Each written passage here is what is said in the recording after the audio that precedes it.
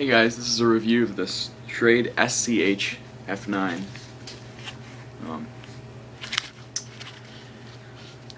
What is this meant for? It's not meant for self-defense, I think, in the least. This is definitely a survival tool. I know this because it only starts to kind of wedge right about here. It's very, very stout. It's not gonna poke very well. But I mean, could you use it for self-defense? Yeah. I mean, that's sharp. Any metal is harder than human flesh, and it'll go in and it'll save your life if you really need it to. This one is used and abused. Or not quite a bit. I put my own convex edge on here. When I get this, it was the dullest knife I've ever had. You could run your fingers across it all day. I got this from Cabela's. Put my little lanyard on here. But yeah, it just came really dull.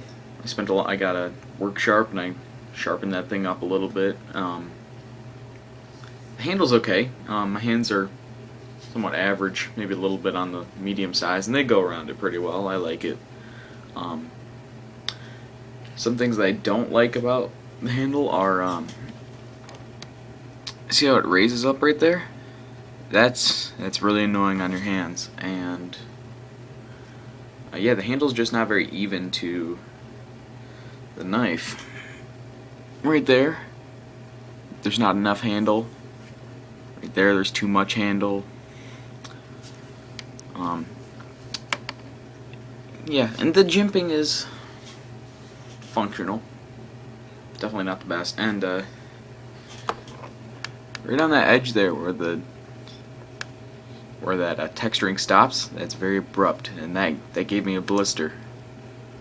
It's very, very sharp. I guess you could sand that down, but it wouldn't look very good. It's 1/4 inch thick, 1095 steel.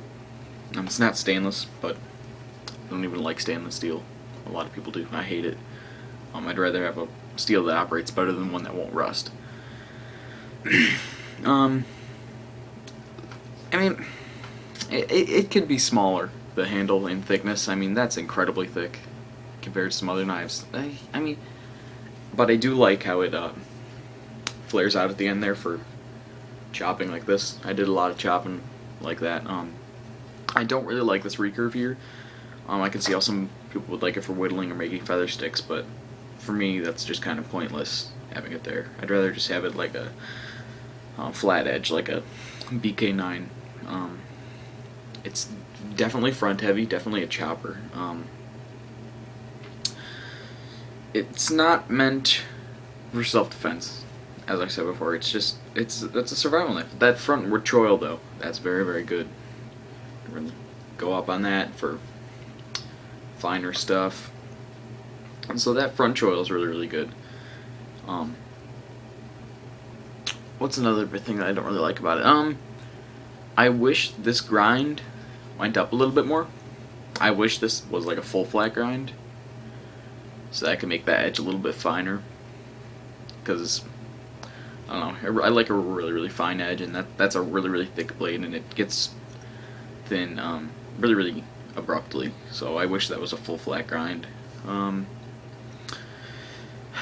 What else?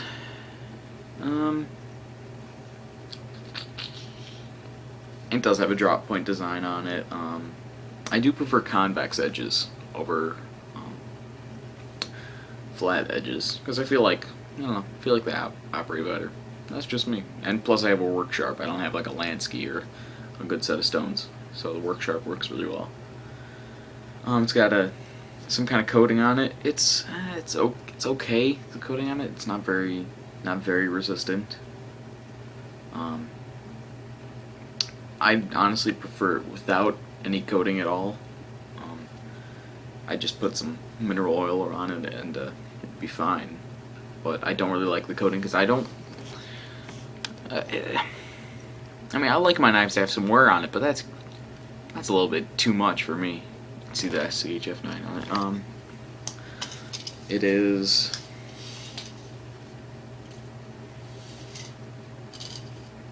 just a hair over a foot long, a foot and 1 foot 1/4 inch.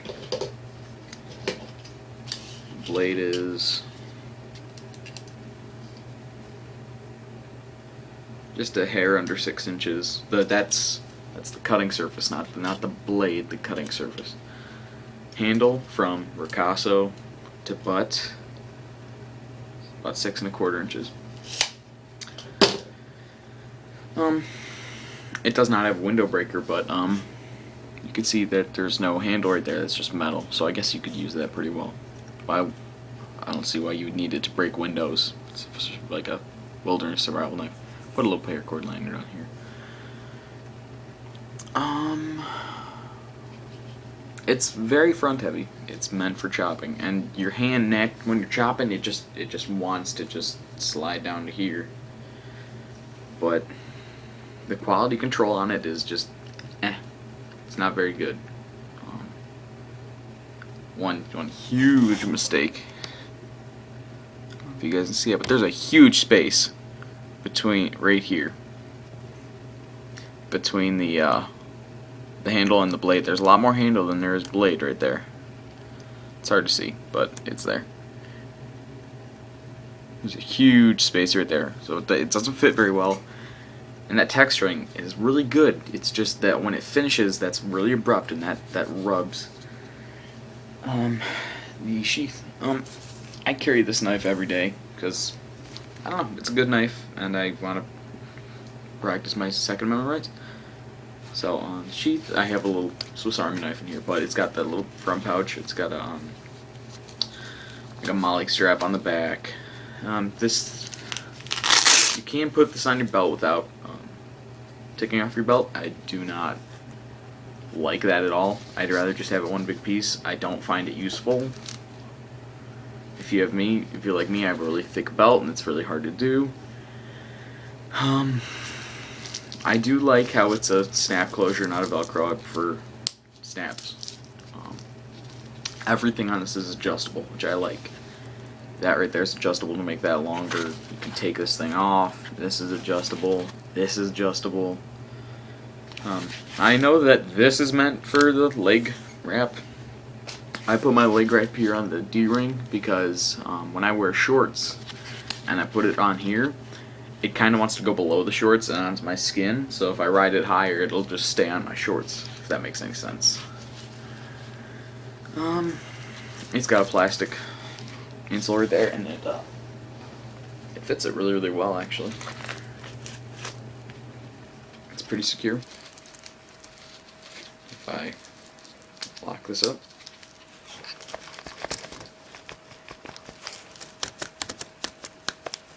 Yep, there's play in that. I don't like that. I wish that wasn't there. But it's a survival knife, you don't really need it to be quiet. Coming out, it's really good. So I'm pretty pleased with the sheath for like I think I got this for like 35 bucks. For 35 bucks it's a steal. I mean, heck, for 35 bucks doesn't really get too much better than that. I mean, that's crazy good for 35 bucks.